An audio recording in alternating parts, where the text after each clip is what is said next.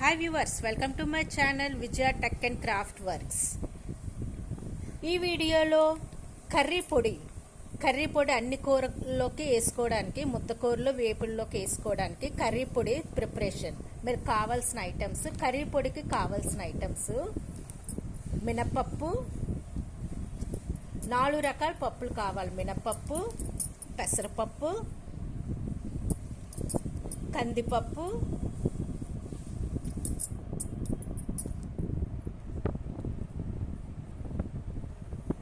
నూపప్పు కూడా తీసుకోవాలి. నూపప్పు, మిగిలిన ఐటమ్స్: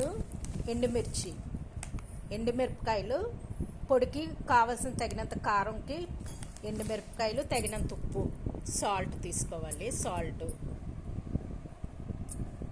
4 పప్పులో శనగపప్పు, ధనియాలు, జీలకర్ర, అల్లం, వెల్లుల్లిపాయ, ఒక ఫుల్ పాయ తీసుకోవాలి. కరివేపాకు. మీరు ప్రిపరేషన్లోకి వెళ్తే ముందు మినప్పప్పు, శనగపప్పు, కందిపప్పు, ఈ 4 పప్పులు, పెసరపప్పు, 4 పరుపులు ఫ్రై చేయాలి. విడివిడిగా ఫ్రై చేయాలి. ముందు శనగపప్పు 1 గ్లాస్, 1 గ్లాసు శనగపప్పు తీసుకుంటే ఫ్రై చేసుకోవాలి ప్యాన్లో.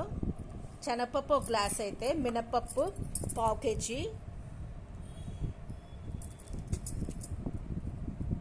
పెసరపప్పు 1/2 కేజీ, కందిపప్పు 1/2 కేజీ.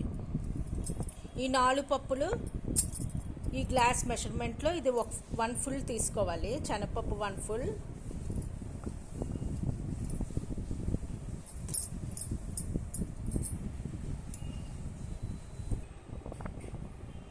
శనగపప్పు 1 గ్లాస్ తీసుకున్నాక ఒక బాణీలో ఫ్రై చేసి కొంచెం ఎర్రగా వచ్చాక ఆఫ్ చేసేయాలి.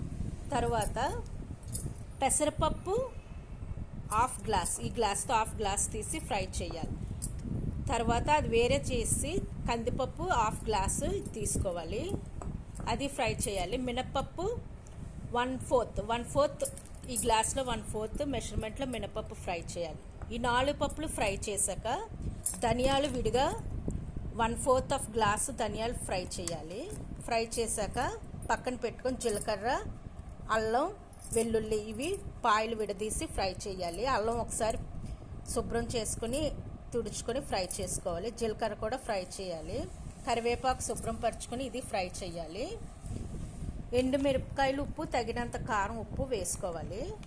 ఈ 4 పప్పులు ఫ్రై చేసి ఇవన్నీ ఫ్రై చేశాక ఓ మిక్సీలో ఈ 4 పప్పులు పొడి చేసుకోవాలి.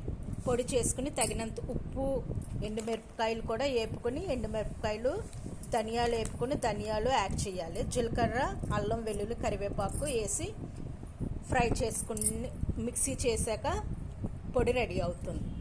ఇవన్నీ ఫ్రై చేసుకుని మిక్సీలో గ్రైండ్ చేసుకుని పొడి చేసుకుంటే రుచికరమైన కర్రీ పొడి రెడీ అవుతుంది. ఇది రైస్లోకి తినడానికి, కర్రీలోకి కూడా టేస్ట్గా ఉంటుంది.